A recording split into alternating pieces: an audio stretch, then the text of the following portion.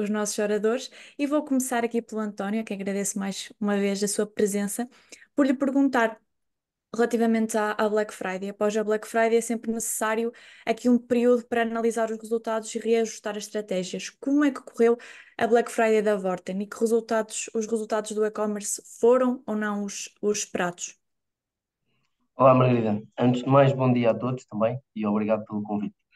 Um, a Black Friday, e mais do que a Black Friday, esta peak season, que para nós vai um bocadinho desde o arranque de novembro até ao final de dezembro, um, é determinante no sucesso do que fazemos, ou seja, tem um peso muito significativo, quase de 40% no total das vendas do ano, do nosso e-commerce, e por isso é determinante para o sucesso ou não do ano. Correu muito bem, correu acima das nossas expectativas. O mês de novembro, ou seja, a peak season aqui do momento da Black Friday, nós crescemos acima de dois dígitos. No próprio Black Friday, que se passa cada vez mais ao longo do tempo, mas o próprio dia do Black Friday continua a ser muito forte e voltámos a crescer significativamente acima do ano passado. Um, Batemos de novo por várias vezes até por várias vezes em vários dias, o melhor dia de sempre de vendas no nosso e-commerce, por isso foi muito significativo. Em cima disso, conseguimos uma, um- conseguimos não só em termos de vendas, como em termos de satisfação de cliente e da NSS, conseguimos bater por muito os resultados do ano passado e conseguimos melhorar face àquilo que temos vindo a ter, que é uma procura constante que temos tido ao longo deste ano. Dar uma nota também, em termos de tráfego, nós tivemos uma ligeira queda esperada, mas que foi compensada por um aumento grande de conversão, ou seja, há uma otimização nos canais de mídia e por aí fora que estamos a usar, e apesar de haver uma ligeira queda de tráfego, a conversão no site foi muito superior e isso levou a que tenhamos conseguido crescer bastante. Nós tínhamos algum receio no arranque da season, por circunstâncias económicas que todos vivemos e conhecemos, e por aí fora, também por um período promocional que é cada vez mais largo e o impacto que isso poderia ou não ter, mas o que nós vimos foi que o interesse dos consumidores em Black Friday, ou seja, medido pela Google, por exemplo, em Portugal, aumentou à volta de 30%. Mais numas categorias do que noutras, não é? Houve um foco grande, essencialmente é mais em pequenos domésticos, casa, brinquedos. Há outras categorias que não tive, por exemplo, em fashion não houve um crescimento tão grande do interesse, mas esse crescimento acabou por se materializar num crescimento de vendas que conseguimos fazer e conseguimos aqui ultrapassar os objetivos todos que tínhamos. Uma nota também que acho que era relevante dar, um momento que para nós não era tão forte em Portugal, é um momento que vem muito da Ásia. O momento do Singles Day foi um momento importante para nós também, ou seja, foi o primeiro ano em que nós criámos uma proposta de valor dedicada, forte, em torno do Singles Day, e foi um momento muito relevante e um marco muito importante ao longo do mês de novembro.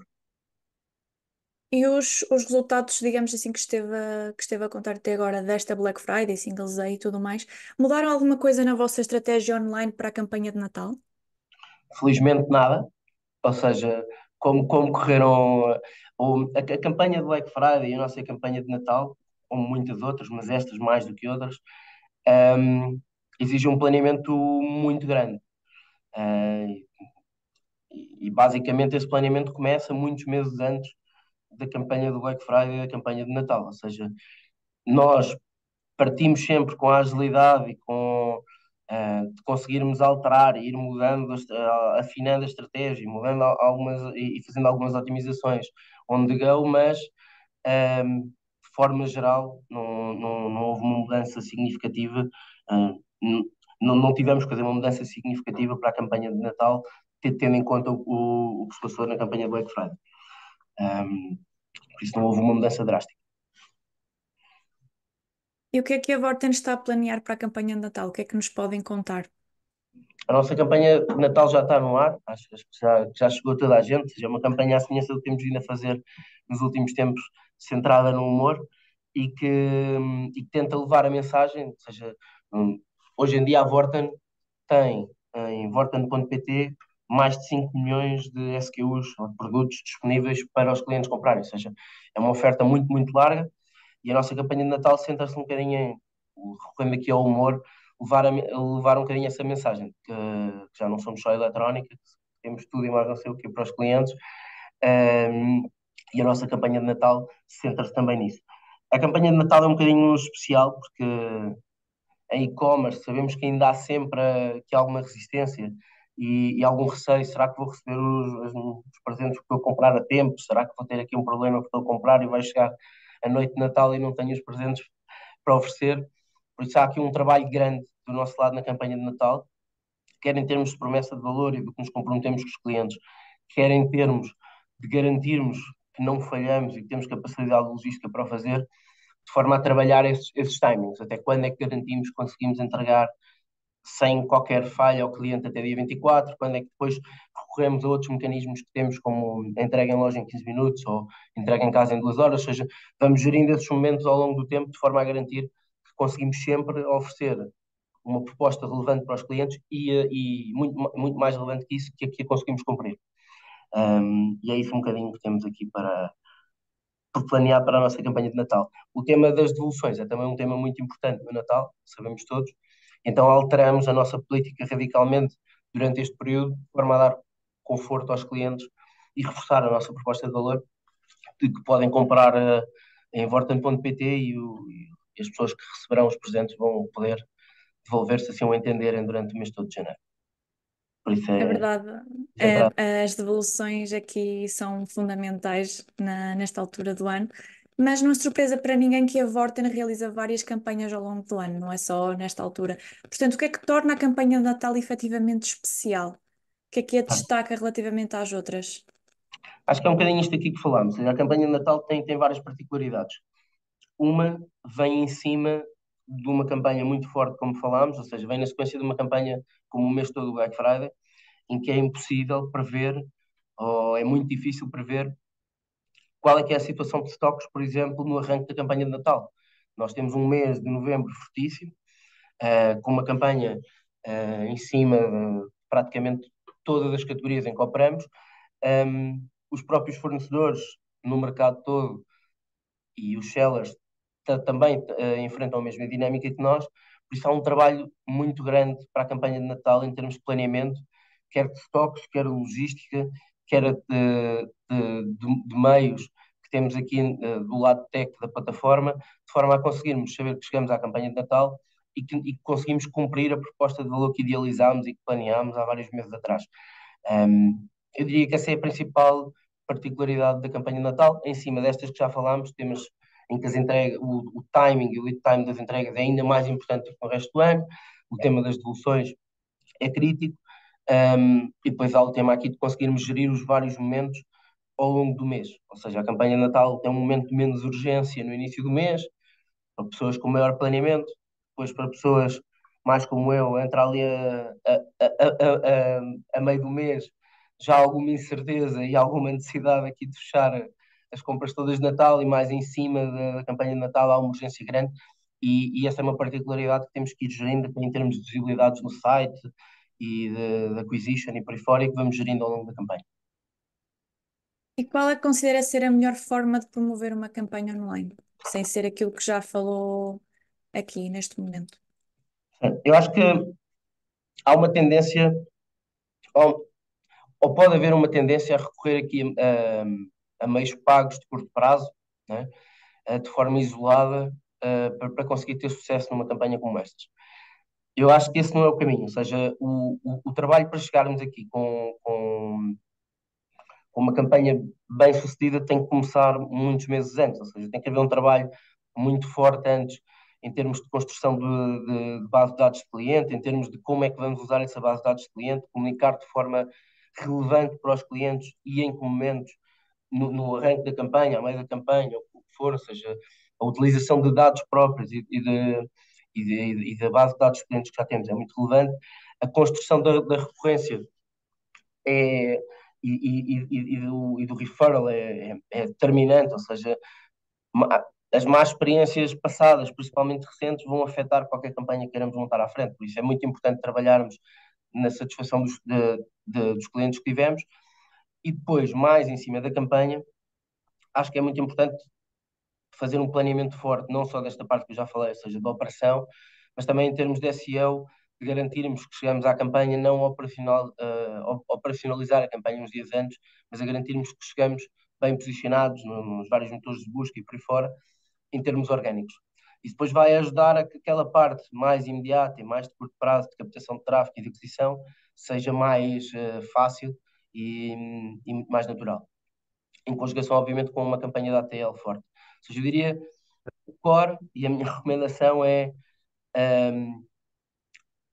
planeamento. Ou seja, planeamento, antecipação máxima, uma visão 360 e totalmente integrada, ou seja, que as várias equipas, ou se forem equipas mais curtas, é igual, ou seja, que não haja uma separação entre uma estratégia digital e uma estratégia ATL e uma estratégia de bases de dados de clientes próprios, ou seja, a estratégia tem que ser integrada e tem que tocar em todas as áreas. Um, e essa é um bocadinho a minha recomendação, ou seja, acho que o principal é planeamento. E acima desse planeamento, acho que depois é crítico, principalmente hoje em dia, não é? Com uma pressão cada vez maior nos meios pagos e com as tendências a mudarem diariamente, é crítico quem está a organizar a campanha estar capacitado de agilidade para conseguir ir reagindo e adaptando, otimizando à medida que a campanha avança e que se vai percebendo como é que o comportamento dos consumidores está a evoluir, que tendências é que surgem, como é que a concorrência se comporta. Ou seja, acho que é crítica essa agilidade depois no decorrer da campanha. Mas essa agilidade não serve de nada se o planeamento não estiver lá. Ok, então eu ia lhe perguntar o que é que diria às marcas que estão à procura de estratégias para uma campanha de Natal de sucesso. Então já todos percebemos que é aqui um pouco este planeamento, perceber o que é que realmente o que é que o cliente quer, estar do lado do cliente. Tem mais algum insight que queira adicionar a estes pensamentos?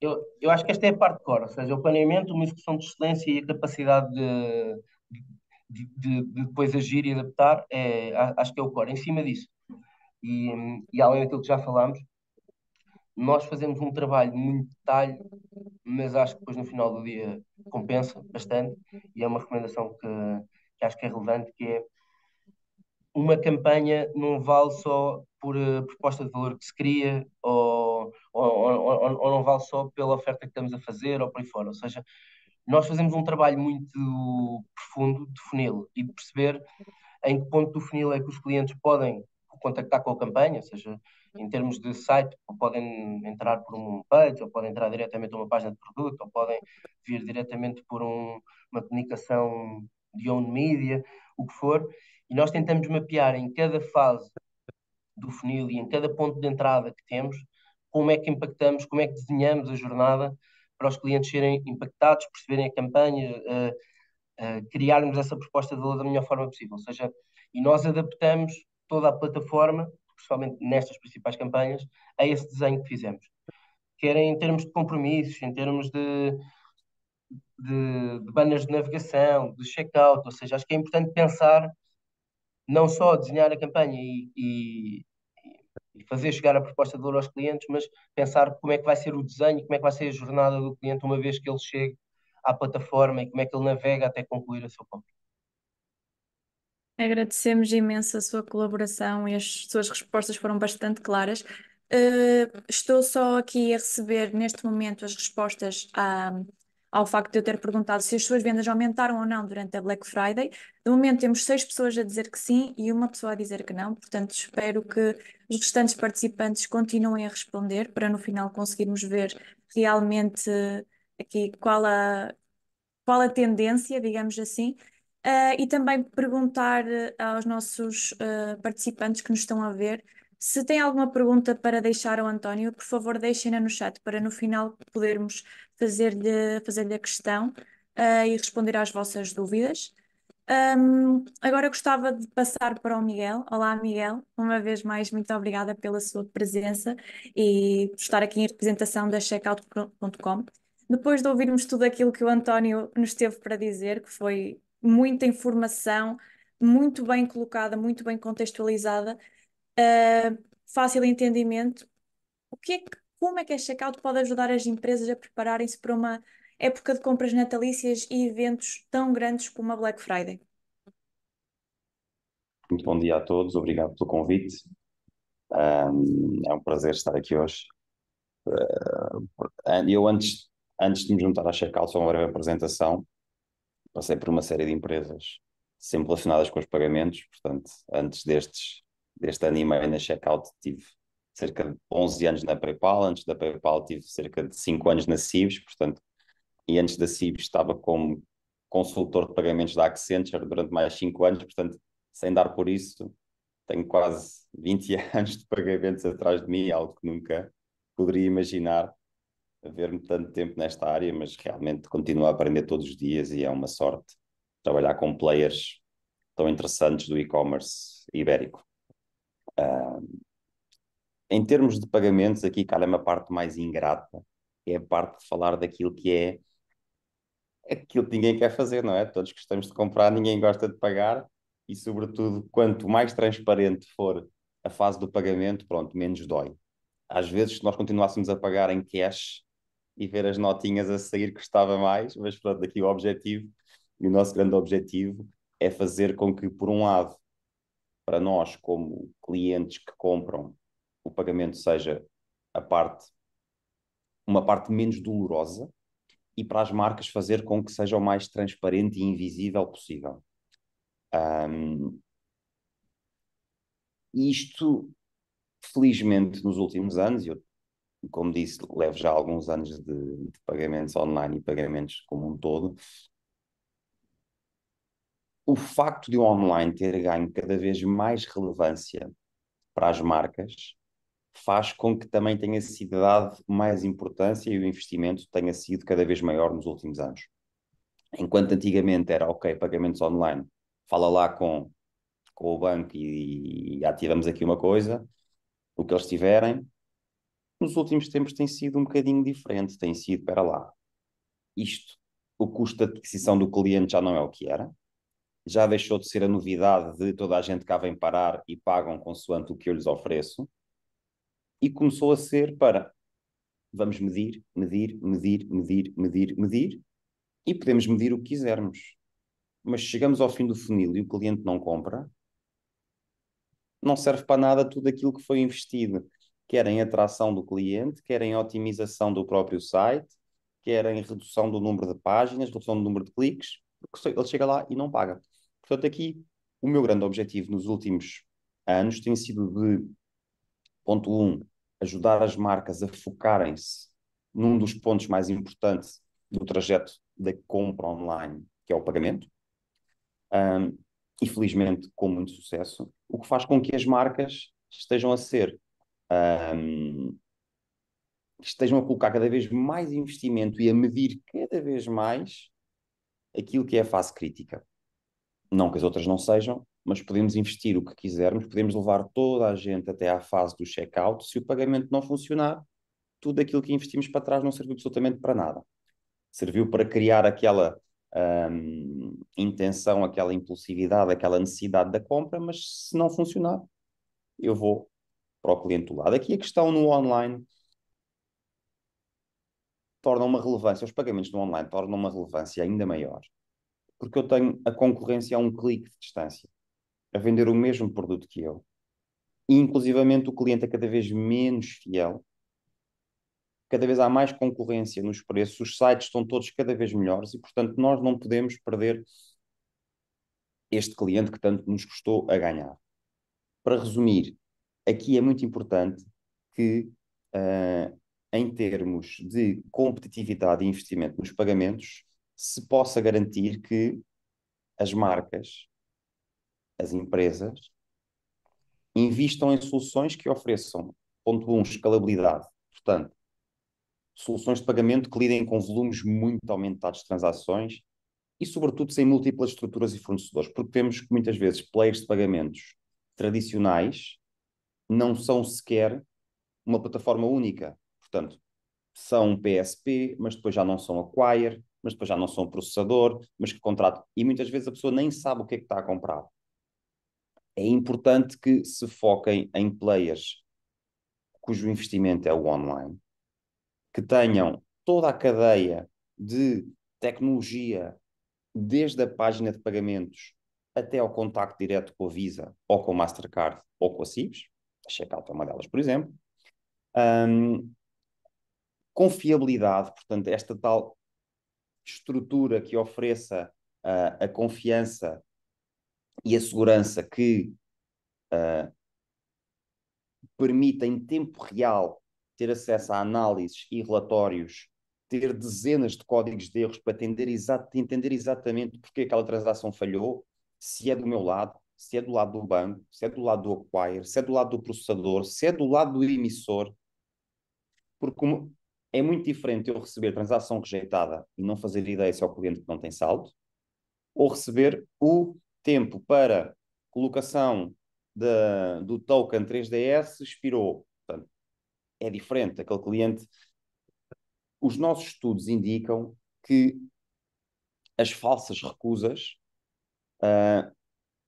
são um problema cada vez maior. Ou seja, ninguém quer perder aqui dinheiro no meio de todo este canal, e muitas vezes temos um cliente que quer comprar, um cliente com saldo na conta, uma marca que quer vender o produto que está em stock, e recebemos uma rejeição e não fazemos ideia porquê. Portanto, a Checkout propõe-se resolver este tema, fornecendo às nossas marcas dezenas de códigos de erro para sabermos exatamente quando é que deve ser tentado um retry, quando é que não deve ser tentado um retry, de que forma podemos ajudar aquela transação a ser bem concluída, seja oferecendo os meios de pagamento tradicionais, como o cartão, o multibanco e o MBWay, mas não ficando por aqui. Portanto, procurando um fornecedor que, para além disto, ofereça aquilo que está completamente já massificado e que apresenta taxas de autenticação, de aceitação das mais altas do mercado, um Apple Pay e um Google Pay, e sem esquecer nunca a importância de um Buy Now, Pay Later, que hoje em dia acaba por ser muito relevante, dadas as condições económicas, como um Klarna ou um Secura ou outro qualquer player que tenha integração. Se conseguirmos ter isto tudo numa só plataforma, eu diria que é mais de meio caminho para garantirmos que o processo de compra inicia e termina no site dos nossos clientes. Especificamente relativamente à checkout.com, que funcionalidades é que vocês oferecem para melhorar, digamos que, a experiência do utilizador durante esta season, esta época de compras de Natal e Black Friday? Portanto, então aqui eu focaria este tema em vários pontos, ou seja, começando pelo pré-compra. Se queremos fidelizar clientes, é fundamental oferecer soluções que permitam o registro e, no fundo, a guarda dos dados daquele meio de pagamento. E aqui estamos a falar, por exemplo, se falarmos de pagamentos com cartão, estamos a falar de os network tokens. Antigamente falava-se em guardar o cartão no site das marcas. E aí cada acquire, cada, cada PSP tinha a sua tecnologia. O que não era bom, porque não havia aqui uma standardização e quando eu queria mudar de acquire era uma chatice. Aquilo que a Visa e a Mastercard acabaram por criar foi o chamado Network Token. É uma tokenização, mas quem cria esse token é a Visa e a Mastercard. E a marca fica, por exemplo, funciona basicamente como um débito direto. Não há qualquer risco de segurança nesses Network Tokens, portanto é um código que não é, se for comprometido, é completamente diferente ao ser comprometido um cartão débito ou crédito. Eu aqui há uns tempos reunia com algumas marcas que ainda guardavam os dados do cartão nas bases de dados deles, ou seja, é algo completamente arriscado e inaceitável hoje em dia pelos estándares das marcas. Portanto, estes network tokens vieram aqui dar um grande boost em termos de otimizar pagamentos, porque para além disto, depois começa-se aqui a fazer layers em cima disto, porque em cima de um network token eu consigo colocar a tecnologia chamada de Real-Time Account Updater. O que é que isto quer dizer? Isto quer dizer que se o meu cartão, eu faço a geração do token, vamos imaginar que eu vou a um site de eletrónica, ponho os meus dados do cartão, autorizo que estes dados sejam guardados, é gerado um network token. Passado uns meses o meu cartão expira. eu não vou ver uma compra recusada, porque existe uma tecnologia que se chama Real-Time Account Updater. O que é que significa? Significa que se este cartão expirar, a Visa e a Mastercard informam a checkout e a checkout automaticamente atualiza aquele token. E o cliente, e a marca neste caso, é informada que não precisa fazer nada. O cliente, mesmo com o cartão renovado, vai conseguir fazer compras. Depois temos a fase durante a compra. E durante a compra, aquilo que nós fazemos é, através de inteligência artificial e machine learning, garantir que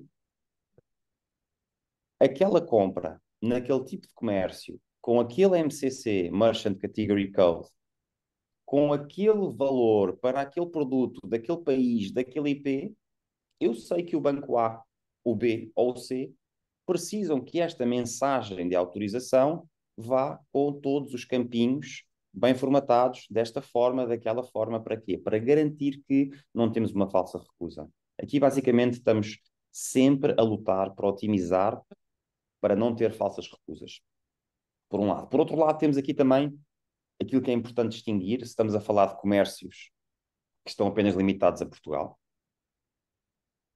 e aí falamos de euro, ou se falamos de comércios com uma expansão geográfica internacional. Portanto, a checkout ajuda quer os domésticos, mas sobretudo os internacionais, porque na prática temos licenças de acquiring local, basicamente em todo o globo. E isso é fundamental para quem quer vender a todo o mundo. Primeiro, vender na moeda certa. Segundo, ter licenças de acquiring local para garantir as mais altas taxas de aceitação. Portanto, é muito diferente eu ter aqui uma licença nacional, eu ter aqui uma, para além de uma licença nacional, eu ter apenas a moeda euro, quando eu tenho que ter licenças internacionais, eu tenho que ter acquiring local em qualquer parte do mundo, até por uma questão de custos e eficiência. E depois temos a fase do pós-compra, portanto, o garantir que eu tenho acesso a tudo que é reportes, tudo que é estatísticas em real time, que me permitem otimizar e saber ao nível de qual é o banco emissor, por exemplo, em França, que me está a rejeitar mais transações do COC de via, como, por exemplo, códigos de erro de risco. Aquilo que nós fazemos é proativamente trabalhar com o cliente nestes relatórios para garantir que conseguimos, inclusivamente, fazer um reach out ao emissor A, B, C, D para garantir que as taxas de aceitação não são penalizadas. Portanto, aqui falamos em trabalhar com os clientes na fase pré-compra, durante a compra e pós-compra. Isto, obviamente, com soluções totalmente personalizáveis, porque em termos de tecnologia, permitimos que o cliente tenha todo o poder na mão e integre, faça a integração tecnológica no próprio site, ou que integra checkout com um simples redirect, e, portanto, conseguimos, ou até aquela menos tradicional, mas também para alguns modelos de negócio é importante eu enviar, por exemplo, um payment link. E tudo isto com dezenas de meios de pagamentos de todo o mundo. Portanto, multimoeda, análise em real time, escalável, múltiplos meios de pagamento e ferramentas bastante avançadas de prevenção de fraude, onde eu consigo configurar com centenas de indicadores quando é que eu obrigo a um 3DS, quando é que eu posso fazer um waiver do 3DS, quando é que eu quero que aquela autorização ou aquela captura seja manual e, portanto, eu com isto consigo ter praticamente um Ferrari de plataforma onde eu não tenho desculpas se aquela transação falhar, pelo menos eu garanti que investi tudo o que podia ter investido numa solução topo de gama de pagamentos. Falou-nos sobre tudo isto, mas gostaríamos de perceber como é que vocês garantem a velocidade das transações durante estes eventos de elevada demanda e procura. Pronto, chegar a esses níveis de otimização e de escalabilidade de alta demanda não é algo que se consegue de um dia para o outro. Nós, portanto, neste momento temos já vários anos no mercado e várias marcas que nos obrigam a ser melhores cada dia. Falamos de marcas como a Shein, falamos de marcas como a Netflix, falamos de marcas como PlayStation, TikTok, a Vinted, a Temu e até inclusivamente a Klarna, que utiliza para processar estes pagamentos de cartões a checkout. Portanto, para nós, o investimento em tecnologia é a nossa prioridade número um. E por isso conseguimos assegurar a rapidez das transações durante eventos de alta procura, muito alta procura, como campanha de Natal, Black Fridays, através da implementação de infraestruturas que são muito escaláveis e muito robustas. Portanto, conseguimos processar milhares de transações por segundo, portanto, é uma escala muito, muito, muito grande. Isto basicamente significa que a capacidade dos sistemas é ajustada de antemão e, se necessário, em real time, para lidar com grandes volumes de transações simultâneas. A otimização contínua dos processos de pagamento e minimização das etapas necessárias no checkout contribuem também para transações mais rápidas e mais eficientes. Portanto, se eu já primo por ter as maiores taxas de autenticação, as melhores taxas de autenticação, as melhores ferramentas, vai fazer com que eu tenha menos gente a tentar repetir e repetir e repetir e repetir. Eu, em vez de ter aqui 1000 compras de 1000 clientes a comprar, acabo por ter 2 ou 3 ou 4 ou 5 mil que é toda a gente a repetir. Portanto, o facto de conseguirmos dar ferramentas, meios de pagamento diferentes, as carteiras digitais, os Google Pays, os Apple Pays, que são muito, muito, muito importantes já hoje em dia em Portugal e oferecem taxas de aceitação muito elevadas, acabam por ajudar também a fazer com que todo o fluxo transacional acabe por ser muito eficiente, tenho latências muito, muito, muito baixas e taxas de uptime praticamente 99,99 e vários zeros. Ok, e que ferramentas é que vocês fornecem para analisar então este desempenho das transações após eventos festivos como este? Seja após, seja durante, seja em real time inclusivamente, ou seja, existe o acesso a um dashboard em real time, onde eu consigo selecionar que variáveis e que resultados eu quero ver e agir sobre isso. Portanto, inclusivamente após os eventos festivos, a Checkout pode disponibilizar ferramentas de análise e relatórios, consoante as necessidades de cada cliente, seja hora a hora, seja inclusivamente ver gráficos ao segundo. Estas ferramentas permitem que os negócios possam analisar o desempenho das transações e, com isso, com esses dados, com essa informação, transformar em conhecimento para identificar padrões de compra e compreender o comportamento do cliente. Portanto, dados detalhados sobre transações, taxas de conversão, possíveis problemas ou desafios durante o pagamento, ajudam as empresas a ajustar as estratégias para futuros eventos. E notou alguma tendência interessante nos métodos de pagamento utilizados durante as épocas festivas passadas ou a época festiva atual? Aquilo que se tem notado é um grande crescimento das carteiras digitais. Ou seja, acabamos por ver aqui a crescente utilização do Google Pay, do Apple Pay e também dos Buy Now Pay Laters. Basicamente, há aqui coisas que não mudam, que é os consumidores vão procurar sempre métodos de pagamento que sejam rápidos, que os façam sentir seguros e que lhes deem flexibilidade. Portanto, flexibilidade não só para comprar imediato, mas também para comprar naquilo que chamamos os típicos Buy Now Pay Laters. Nota-se essa tendência, assim. E, por fim da sua intervenção, que recomendações é que gostaria de dizer às empresas ou conselhos para adotarem, que pretendam adotar novas tendências, digamos assim, de pagamento durante esta campanha de Natal que já está a decorrer, ou para uma próxima que queiram planear? Portanto, de uma forma muito, muito resumida, tentem procurar players que trabalhem com as marcas mais relevantes. As marcas mais relevantes têm equipas que se dedicam a escolher aqueles fornecedores que mais resultados lhes dão. Portanto, é muito importante que se invista no pagamento. Não serve uma qualquer plataforma. Já serviu, dependendo dos objetivos, deixou de servir. Neste momento é muito importante que consigamos otimizar o passo fundamental no processo de compra, que é o pagamento. Isso é a recomendação número um. Depois, aquilo é um bocadinho o you give peanuts, you get monkeys. É perceber se querem uma qualquer plataforma, desde que aceite pagamentos e já está, ou se querem ir ao limite do limite das otimizações e dos processos de conversão e de ter uma equipa que está sempre em cima de vocês a ajudar-vos a melhorar. Isto pronto, tinha que falar sobre a importância de ter uma plataforma que seja, no fundo, uma solução que não seja uma manta de retalhos de plataformas. Uma plataforma única. E depois é o típico, normal, que toda a gente já sabe, portanto, oferecer diversidade nos métodos de pagamento, muito importante.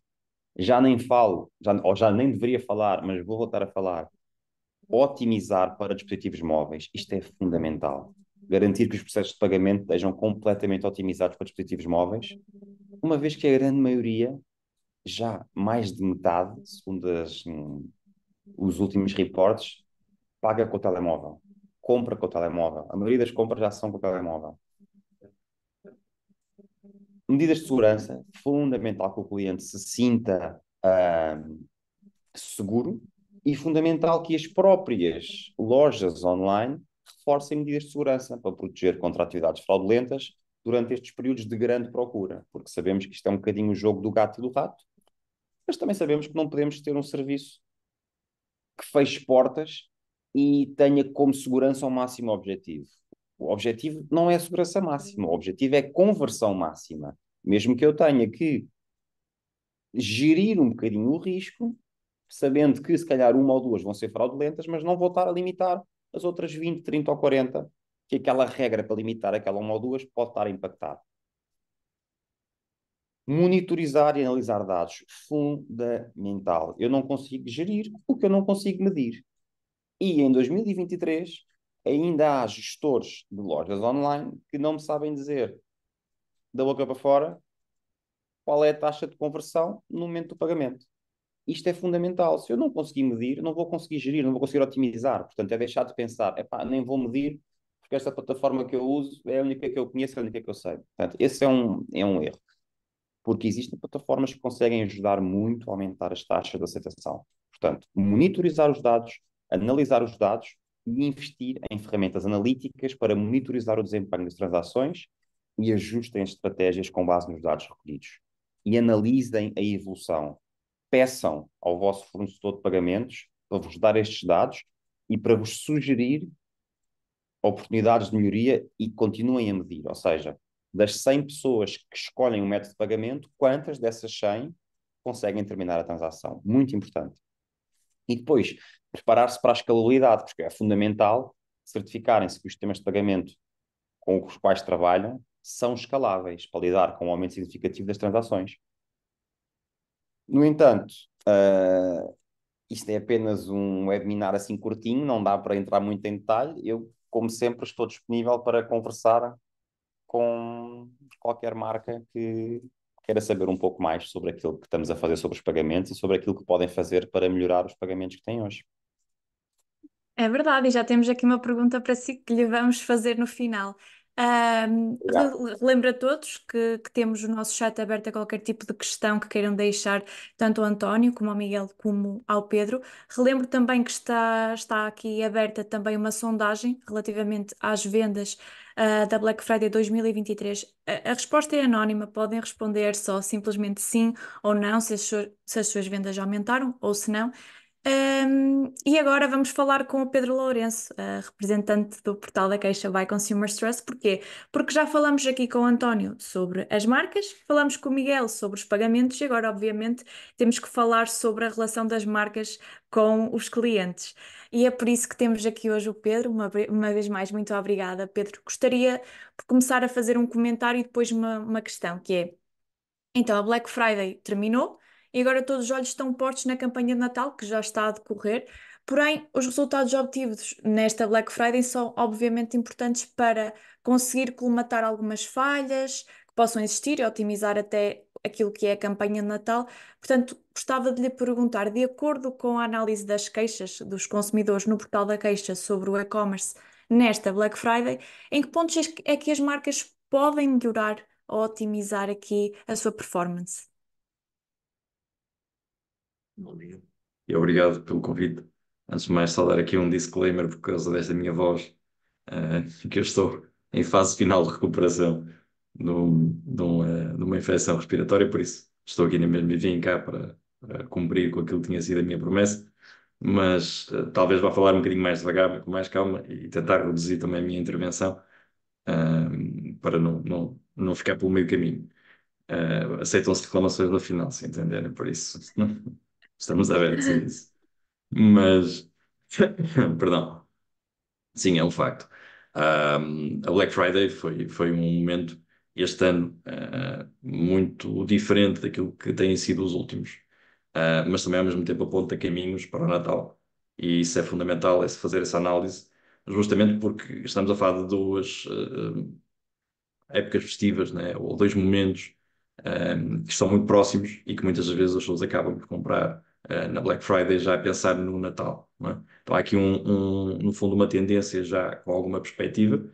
Há principalmente uma expectativa muito grande por parte dos consumidores face depois àquilo que possa ser no fundo a aquisição desses produtos a um preço bastante mais apetecível, né? E por essa razão tem aumentado bastante a Black Friday. Curiosamente, há uns anos, há uns talvez 2 anos para cá, 3 no máximo, nós temos feito essa monitorização, temos acompanhado junto dos consumidores, tem caído em cada vez mais descrédito a Black Friday face àquilo que são essas ofertas, ou seja, a forma como elas são apresentadas.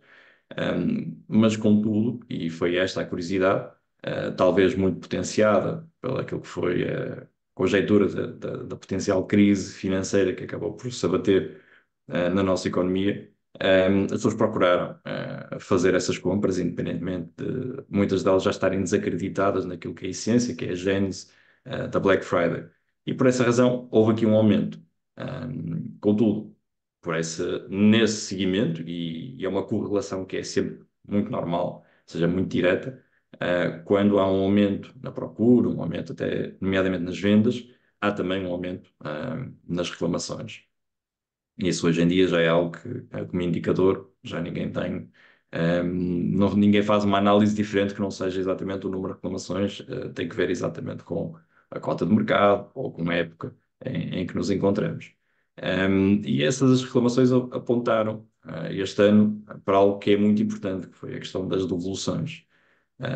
Ou seja, estamos a falar da dificuldade que houve em grande parte das pessoas que reclamaram nesse sentido, porque estamos a falar desses números, e eu posso-vos dar dados mesmo muito concretos.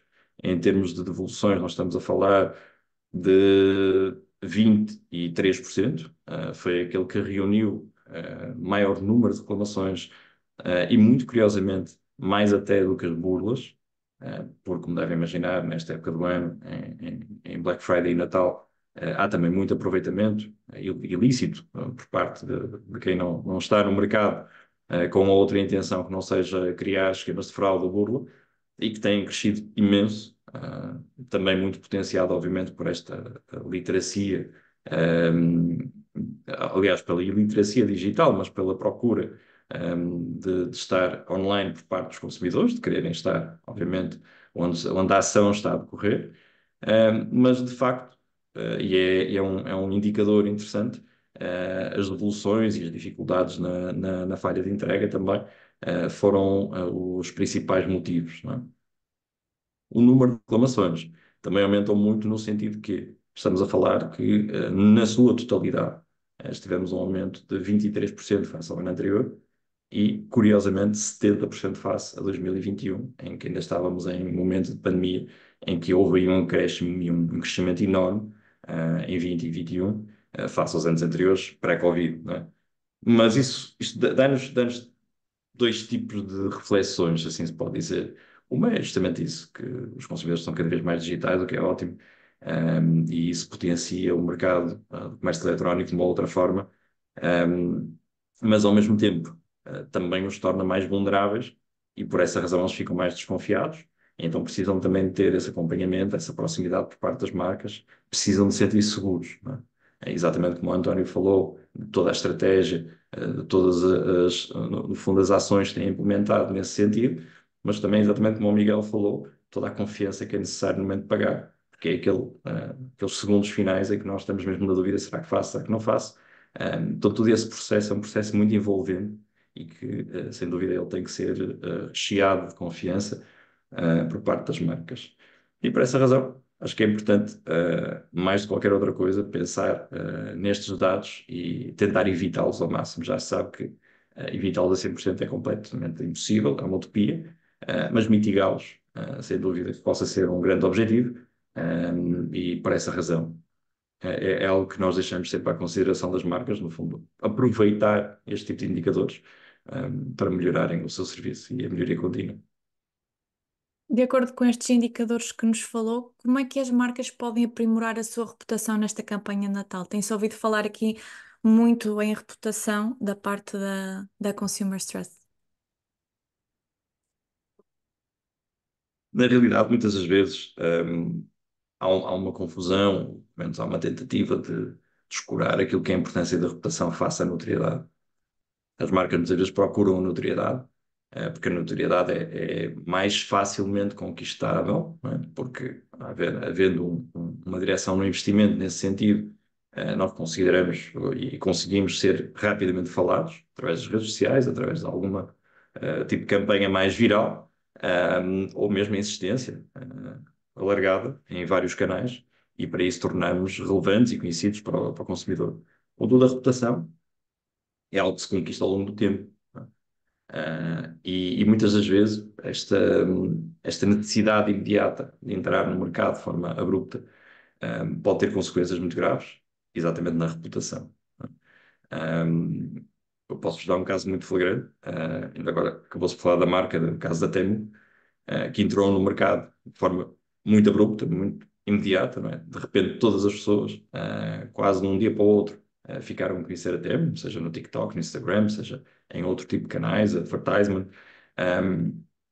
e que criou ali uma certa vontade de querer experimentar a marca, de querer ir conhecer qual era a oferta desta marca.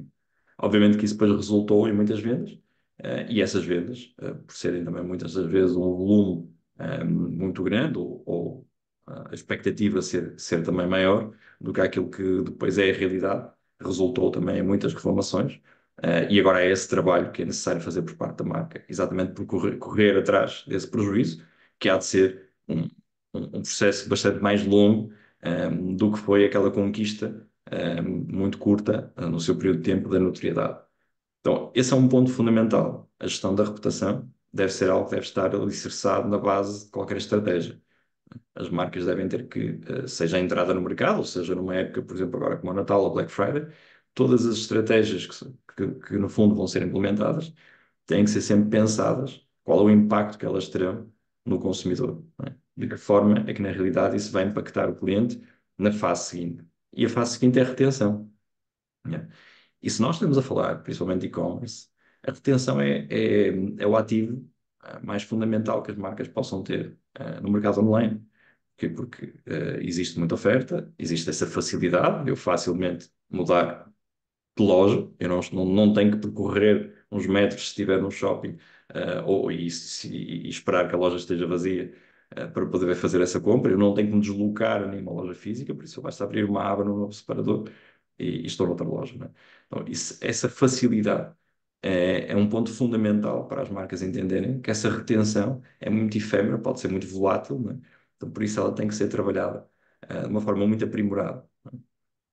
E isso faz exatamente com o trabalho de Customer Success, ou seja, que é trabalhar o sucesso do cliente para que no final ele fique extremamente satisfeito, confortável com aquela compra, e que deseje voltar novamente a comprar a marca quando tiver uma necessidade próxima, não é? E isso, perdão, é exatamente aquilo que nós ajudamos as marcas a ter essa percepção, que é ao gerirem a sua reputação, nomeadamente em plataformas como a nossa, que hoje em dia é um marketplace de reputação, exatamente nesse sentido, porque os nossos visitantes vão lá exatamente para procurar de que forma é que as marcas estão a se apresentar aos consumidores quando estes têm um determinado problema, e de que forma é que solucionam, se no final os consumidores ficam satisfeitos, e essa é a garantia de confiança mais, no fundo, mais fiável, não é? Que nós podemos ter enquanto consumidores. É, no fundo, ter uma review, ou ter uma opinião por parte de outros consumidores de igual forma, que perderam exatamente esse seu tempo para dar essa informação a outros, dando o caminho de quais são as marcas que, na realidade, no momento, estão a ser mais confiáveis e que garantem essa reputação para poder comprar em confiança. Isso, no caso do Portal da Queixa, para terem uma percepção, 70% dos nossos visitantes declaram e, no fundo, manifestam que estão em momento de compra. Ou seja, eles vão lá exatamente para isso. Nós estamos a falar de um volume que a maior parte das pessoas não tem esta percepção, mas para terem uma ideia, 98% dos nossos visitantes, estamos a falar de 98% dos nossos visitantes, entram na nossa plataforma para pesquisar e não para reclamar. Ou seja, o volume que nós temos de reclamações, que são mais de 1 milhão, e estamos a falar na ordem, hoje em dia, na ordem de 1000 reclamações por dia que nós recepcionamos, representa apenas 2% daquilo que é a ação dos visitantes. Quer dizer que a grande maioria dos visitantes que lá está exatamente a tentar procurar um indicador de confiança para perceber se vai ou não então dar esse passo em frente. E isso é feito justamente através da reputação. Porque uma marca, se for omissa nessa gestão da reputação, o que ela está a fazer é contribuir exatamente para essa tomada de decisão não ser feita, porque vai deixar o cliente desconfortável e desconfiado. E esse é um ponto muito importante. Então, gerir essa reputação com muita proximidade, de forma mais humana, é muito importante que isso também seja feito dessa forma. São, sem dúvida, os conselhos para que uma marca possa fazer isso com sucesso. Portanto, o portal da queixa é para deixar bem claro que não é só para os consumidores, é também para as marcas perceberem onde é que estão a falhar e serem os primeiros a tentar solucionar as queixas do cliente neste tipo de plataformas. Nesta linha de pensamento, que conselhos, outros, que já deu alguns, que outros conselhos é que daria às marcas que se querem destacar neste Natal, de modo a evitar reclamações e promoverem um melhor serviço, ao cliente? Uma das principais estratégias, aliás, o António, e eu vou usar exatamente, ou reforçar neste caso, uma das estratégias que o António referiu, é exatamente antecipar essa necessidade do cliente. Ou seja, é fundamental que as marcas percebam que vão conseguir garantir que essa proposta de valor vai ser cumprida, não é? E essa proposta de valor é um todo.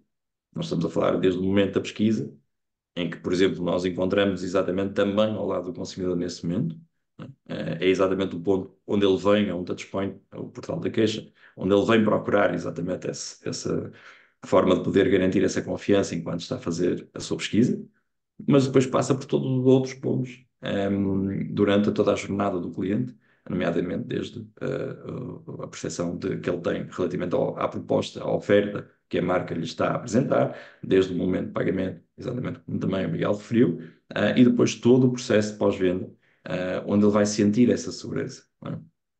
Imaginem numa época como esta, em que estamos a falar que o Natal é tão especial, não é? O Natal é recheado de emoção, é recheado de relações entre marcas e consumidores, e todos nós sabemos o quanto também é importante. Há uma mensagem subjacente, não é? Num presente de uma determinada marca, para quem nós estamos a oferecer. A marca também comunica nesse sentido.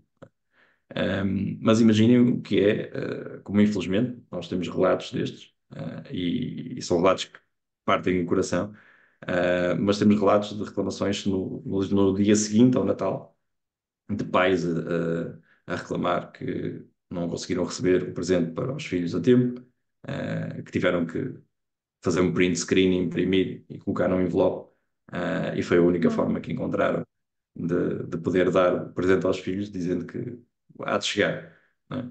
Então, esses são pequenos momentos, pequenos, grandes momentos, que vão marcar de forma muito negativa as marcas, e que serão quase impossíveis, de alguma forma, conseguir recuperar clientes nesta natureza. Mas eu acredito também que as marcas não querem, obviamente, que isto aconteça, porque há um lado humano em cada um de nós, que independentemente se estamos a trabalhar e a representar um negócio, obviamente que não queremos causar este tipo de dano emocional a qualquer família, não é? Então esta época é uma época de muita importância para reforçar exatamente esses laços de proximidade. E por essa razão, perdão, estou a recuperar o fogo.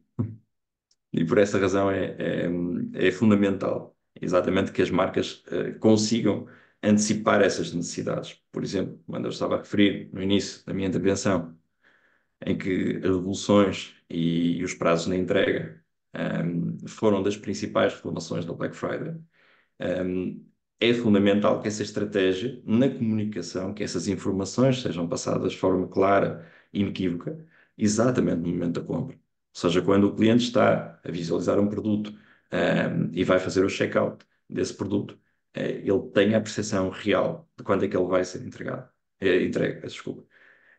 Isso porque há um ponto que é fundamental, e esse é o grande desafio, obviamente, do e-commerce também, de que existe um terceiro player. E esse terceiro player é a logística, são as empresas que fazem essas entregas.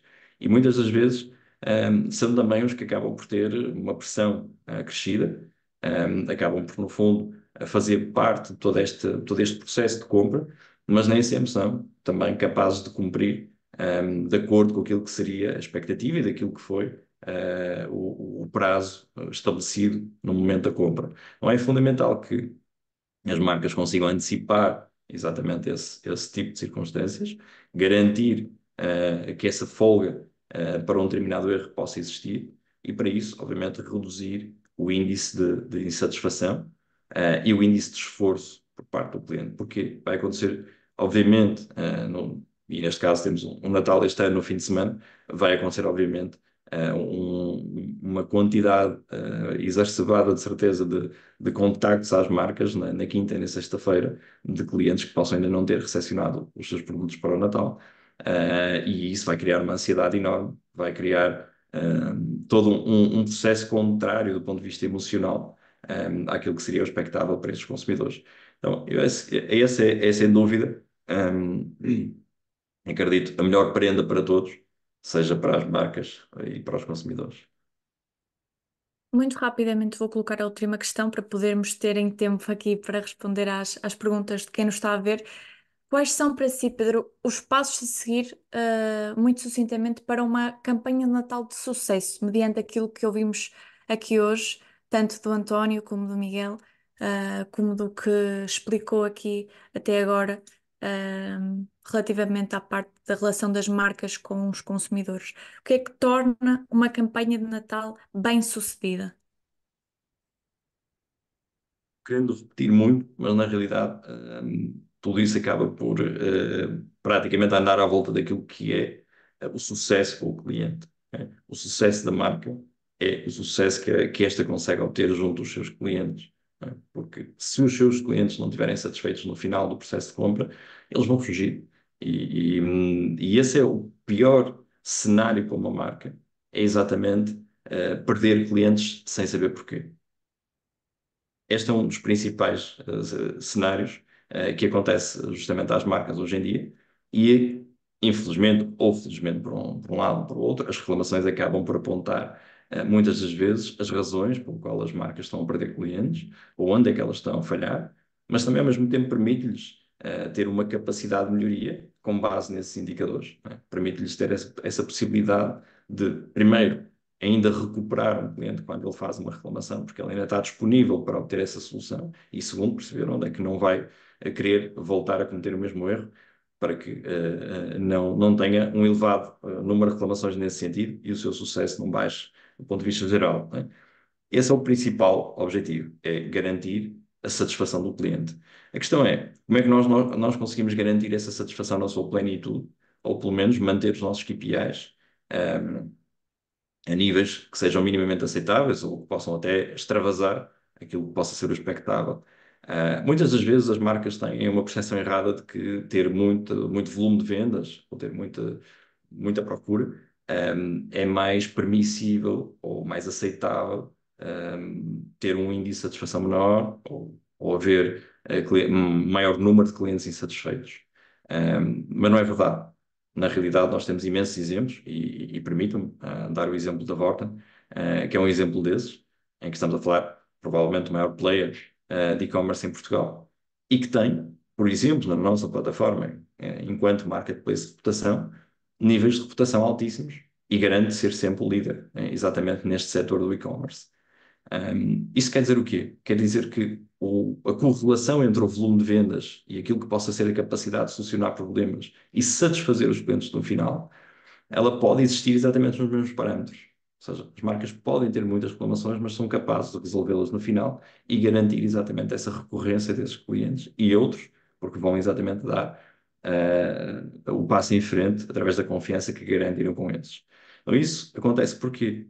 Porque, na realidade, há uma estratégia muito bem definida naquilo que é os vários momentos, e não há um descurar no momento em que o cliente faz, e permita-me agora dizer, o check-out, e se vai embora e que fica satisfeito. Ou seja, há todo um acompanhamento de seguida, em que mesmo em circunstâncias em que ele possa estar menos satisfeito, a marca mostra-se exatamente próxima, mostra que está ao lado do consumidor, tem essa capacidade de poder compreender a visão que o consumidor tem relativamente àquilo que foi a expectativa inicial e ao problema que ele identificou, porque existe, exatamente como o exemplo que eu falei há pouco, duas visões sempre separadas. Uma coisa pode ser o processo resolvido, e vou pegar outra vez neste exemplo, de um presente de Natal que não vai chegar a tempo de Natal, mas que a marca resolve depois no final, porque envia o presente de Natal e até envia uma compensação,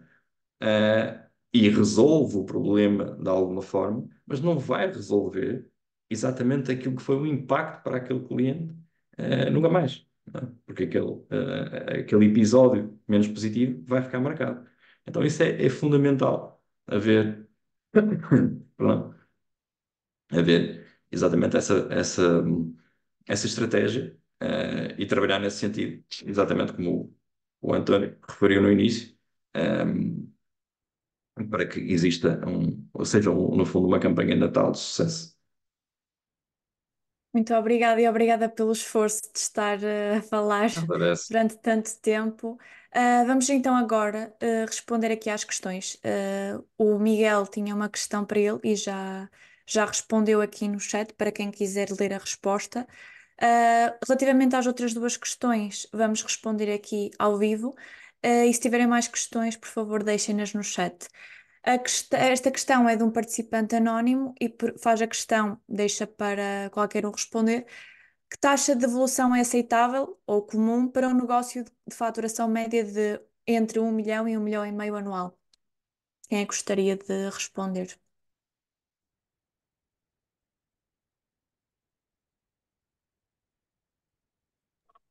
Só aqui estava mute.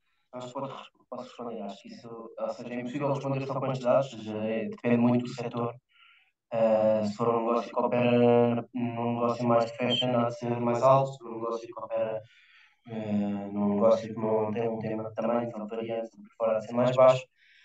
Eu diria que mais do que a taxa que é aceitável, nós na Vorten fazemos um trabalho de dividir entre o que são boas e más devoluções. Né? Ou seja, uma boa devolução que as devoluções não são todas más. Uma boa devolução é uma devolução que estamos a prestar só um bom serviço ao cliente, que o cliente se percebeu que não era exatamente aquilo que pretendia, ou que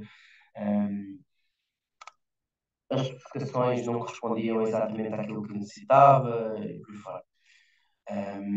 E queremos estar lá para garantir essas devoluções e satisfazer os clientes. Uma má devolução para nós é o que nós identificamos e temos, que identificamos como uma devolução que está associada a má informação do nosso lado, ou seja, em que a informação que está na página do produto não é suficiente, ou que a informação que prestamos relativamente às funções do produto não é suficiente, ou que há informação errada, ou que o produto não chega nas condições que devia chegar, que é um erro de transporte, o que for. Eu diria que não indo aqui a setores mais particulares, em que a taxa de devolução por tamanhos ou por aí fora é mais específica, eu diria que não se deve esperar uma taxa superior a 6, 7%. Ok. Espero que a pessoa tenha ficado satisfeita com a resposta. Qualquer coisa, façam aqui as Sim, vossas podem. queixas. Deixem aqui as vossas queixas. A seguinte questão é para todos, fala sobre a perspectiva de todos e pergunta: é o Javier Cuervo, pergunta qual a sua perspectiva em relação ao uso do Composable Commerce, ou seja, uma arquitetura modular no e-commerce, considerada a importância do processo de pagamento, como destaca Miguel Fernandes da Checkout.com, a experiência da marca enfatizada por Pedro Lourenço do Portal da Queixa e as práticas da Vorten discutidas por António Maltês. Vem o Composable/Modular Commerce como uma solução eficaz e relevante no contexto atual para as empresas? Também posso começar por responder, depois passo aqui também ao Miguel, ao Pedro, que é, mais uma vez, depende. Ou seja, a minha sugestão é para uma empresa pequena que esteja a começar no e-commerce e por fora, e que seja, e que tenha uma gama relativamente curta e num setor, numa categoria, ou num conjunto de categorias relativamente limitado, o Composable, em termos de infraestrutura de IT, pode acrescentar complexidade versus uma solução off-the-shelf em que possam começar a operacionalizar a operação.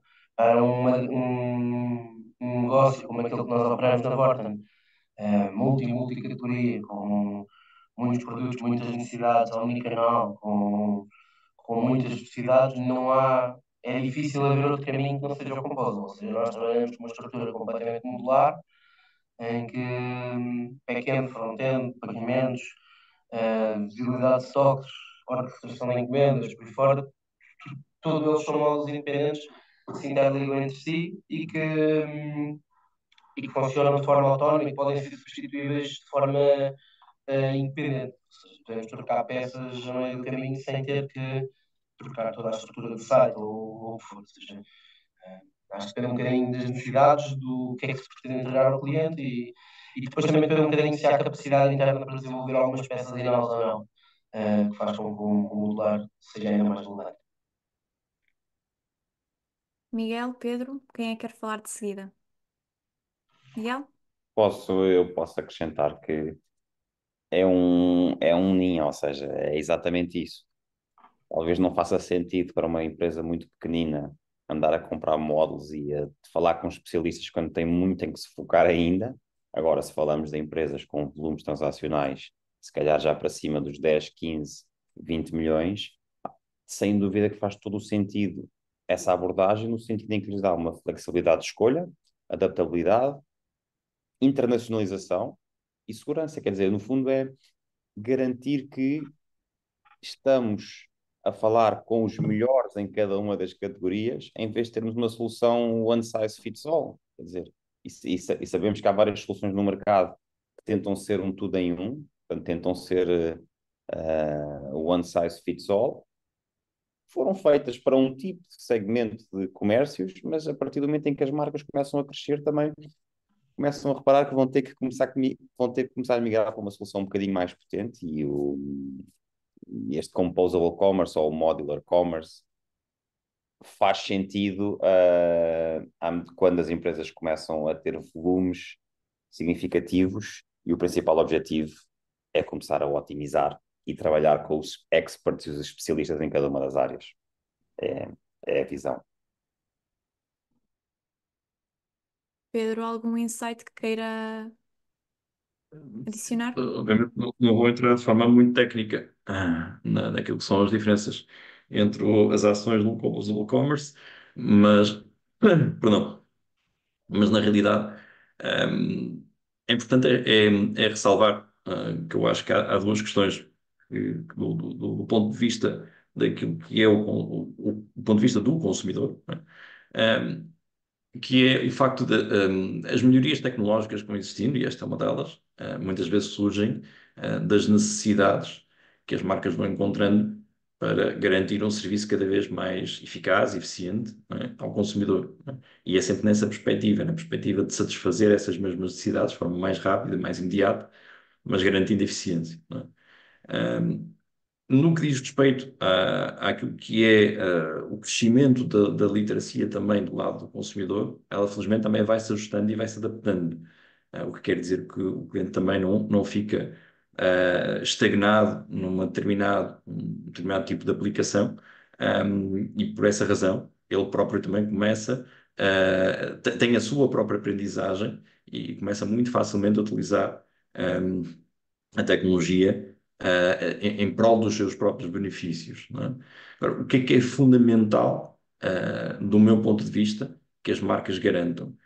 Ponto número um, é fundamental que as marcas garantam sempre essa pedagogia e essa proatividade, no fundo, estando ao lado dos consumidores, no aumento dessa literacia. É importante. Eu tenho a certeza que as marcas não querem clientes, eu vou usar o termo ignorantes, na utilização, porquê? Porque eles, quando sentirem que é difícil, quando sentirem que todo o processo é bastante complexo, vão-se auto-excluir, não é? E por essa razão, muitas das vezes vão perder clientes que até estavam a entrar no processo, e que, na realidade, a meio do caminho, acabaram por desistir, justamente por isso, não é? Por isso, toda a melhoria contínua que possa existir, para, no fundo, garantir maior flexibilidade, mas também maior rapidez, também é importante que as marcas possam garantir isso do lado do cliente, que este acompanha, e que é capaz de, no final, sentir-se integrado, e incluído exatamente nestas tecnologias e nestas melhorias tecnológicas. Ok? Então, dou por assim encerrado o webinar. Já respondemos a todas as questões, espero que todos tenham ficado bem esclarecidos. Qualquer coisa, têm os nossos contactos e, por favor, façam-nos chegar as vossas questões, as vossas dúvidas. No final, irão receber um questionário para preencherem relativamente à satisfação deste webinar, se gostariam que fizéssemos mais conteúdos deste género, se foi relevante para vocês. Algum comentário que queiram deixar, tanto para o António da Vorten, como para o Miguel da Checkout, como para o Pedro da Consumers Trust. Estamos totalmente abertos a esse tipo de questões e a eventos futuros. Gostaríamos também de compartilhar com vocês que iremos ter a nossa quinta edição do e-Payments Day Portugal, dia 18 de abril em Lisboa. É uma novidade em primeira mão. E gostaríamos de vos convidar a todos a estarem presentes, é um evento presencial que também terá a sua transmissão via streaming. Enviem-nos um e-mail ou através do LinkedIn, estejam totalmente à vontade. Agradecer uma vez mais aos nossos queridos oradores, o António Maltês da Vorten, o Miguel Fernandes da Checkout.com e o Pedro Lourenço. Muito obrigada pela sua simpatia e disponibilidade, de, apesar de estar em recuperação, estar aqui hoje connosco. Muito obrigada a todos e vemo-nos em breve. Obrigada.